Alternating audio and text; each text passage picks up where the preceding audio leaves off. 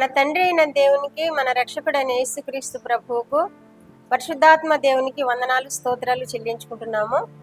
అనుదిన వాక్య ధ్యానంలో భాగంగా దేవుడి దినమందు మనకిచ్చిన వాక్యము యోహాను సువార్త 15వ అధ్యాయము 7వ వచనం చదువుకుందాం. నా యందు మీరును మీ యందు నా మాటలను నిలిచి ఉండిన ఎడల మీకేది ఇష్టమో అడుగుడి, అది మీకు అనుగ్రహింపబడును. మీరు బహుగా ఫలించట వలన నా తండ్రి మహిమపరచబడును. దేవుడి వాక్యం ద్వారా మనల్ని దీవించును గాక. ఆమేన్. నేను ద్రాక్షవల్లిని, మీరు తీగలు, తండ్రి వ్యవసాయకుడు అని చెప్తూ ఉన్నాడు. ఎవరైతే ద్రాక్షవల్లిలో తీగ నిలిచి ఉంటేనే కానీ అది బహుగా ఫలించదు అంటున్నాడు. ఫలింపని తీగను నరికి పారవేయబడును అని కూడా అంటూ ఈ వాక్యం తెలియజేస్తున్నారు.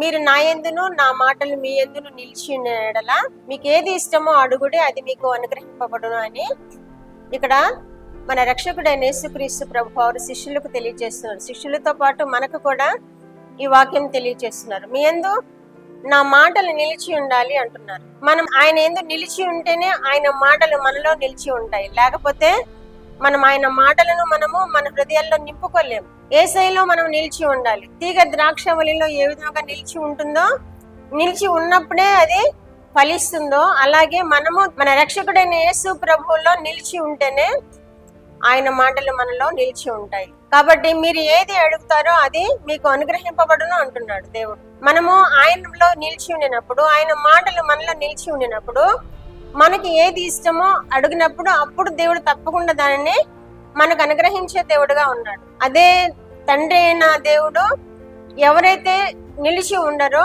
ఆ తీగలు ఎండిపోతున్నాయి, అవి వాటిని కత్తిరించి బయట పడవేయబడుతుంది అని కూడా తెలియజేస్తున్నాడు. మనం ఆయనలో నిలిచి ఉండకపోతే మనం సారం లేని వారముగా ఉంటాం.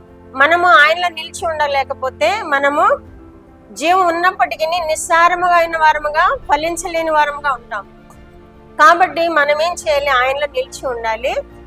ఆయన మాటలు మనలో నిలిచి ఉండినప్పుడు మనకి ఏది ఇష్టమో అడిగినప్పుడు తప్పకుండా దాన్ని అనుగ్రహించే దేవుడుగా ఉన్నాడు. మత్తయి సువార్త 7వ అధ్యాయము 7-8 వచనాల్లో కూడా ఈ విధముగా వ్రాయబడి ఉంది. అక్కడ కూడా యేసయ్య చెప్తున్నాడు, అడుగుడి మీకు ఇవ్వబడును, వెదకుడి మీకు దొరుకును, తట్టుడి మీకు తీయబడును. అడుగు ప్రతి వానికి అనుగ్రహింపబడును, వెదకు ప్రతి వానికి దొరుకును, తట్టు ప్రతి వానికి తీయబడును అంటున్నాడు. మనము ఆయనలో నిలిచి ఉండినప్పుడు, అడిగినప్పుడు మాత్రమే ఆ విధంగా ఈ వాక్యం మనలో నెరవేరుతుంది. మనం ఆయనలో నిలిచి ఉండకపోతే, ఆయన మాటలు మనలో నిలిచి ఉండకపోతే మనం ఏది అడిగినను అది పొందుకోలేము, ఏది తట్టినను అది తీయబడదు. కాబట్టి మనం ఏం చేయాలన్నమాట, మనం ప్రథమంగా ఆయనలో నిలిచి ఉండాలి. ఆయన మాటలను మనలో ఉంచుకోవాలి. ఈ మాటలు, ఈ జీవ గ్రంథంలోని మాటలే ఆయన మాటలు. ఆయన మాటలు మనము మన హృదయాల్లో నిలబెట్టుకోవాలి, దాచుకోవాలి, భద్రం చేసుకోవాలి మన హృదయంలో. అప్పుడు మనల్ని జీవముతో నింపుతుంది ఈ వాక్యం. ఈ జీవపు మాటలు మనల్ని జీవింపచేస్తాయి. మనం ఫలించే వారంగా ఉంటాం. అట్టి కృప వినిచిన బిడ్డలందరికీ దయచేయబడును గాక. ప్రార్థన.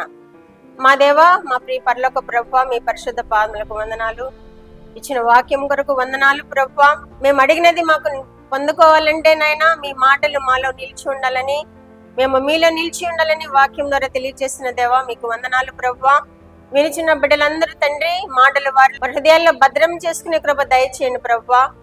తీగ ద్రాక్షవల్లిలో నిలిచి ఉండినట్లు బిడ్డలందరూ మిమ్మను నా తండ్రి హత్తుకొని మీలో నిలిచి ఉండి వారు అడుగు ప్రతిదీ నైనా వారు పొందుకొని మీకు మహిమకరంగా, మీకు సాక్షులుగా జీవించే కృప వినిచిన బిడ్డలందరికీ దయచే దేవుడవని మీకు వందనాలు స్తోత్రాలు చెల్లించుకుంటూ యేసుక్రీస్తు వారి పేరిట ఈ మనవులు మీ పాదముల యొద్ద వేడుకుంటున్నాను పరమ తండ్రి. ఆమేన్.